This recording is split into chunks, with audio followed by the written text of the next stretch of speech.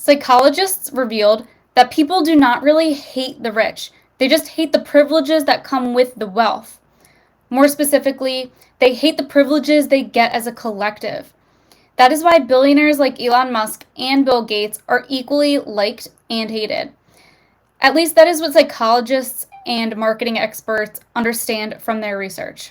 The Ohio State University and Cornell University published this study conducted a year ago, showing why people tend to admire individual billionaires but dislike the socioeconomic class of extremely wealthy people.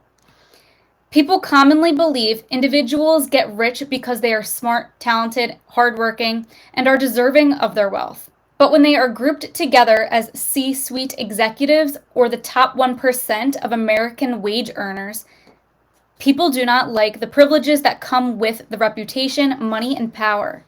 Jesse Walker, the study's lead author and assistant professor of marketing at Ohio State University's Fisher College of Business, said that they attribute those groups' wealth to luck and an economic system that favored them. One of the study's experiments, participants read the same fact but presented it in two different ways. The fact is that salaries of the CEOs of the largest 350 companies in America had grown from 48 times the average worker in 1995 to 372 times today. One group read that all CEO salaries had increased. The other group read about a specific CEO of a large company. Far more people in the second group emerged saying that CEOs deserved to make more than the average employee. Walker says that this may be a cause or result of how policymakers and media outlets discuss wealth and inequality. People are more likely to support wealth taxes on the super rich when they think about an individual person rather than a specific class. That is particularly relevant during the COVID-19 pandemic.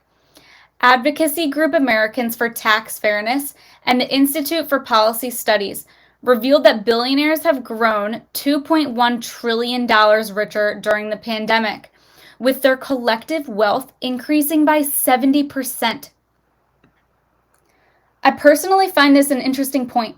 I actually find this whole hating on the rich situation an interesting thing. Whether by birth or by their own making, I always feel that the rich deserve to be where they are.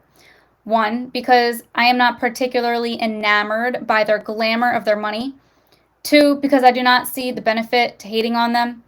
Three, because I do not particularly think of myself inferior in opportunity and outcome.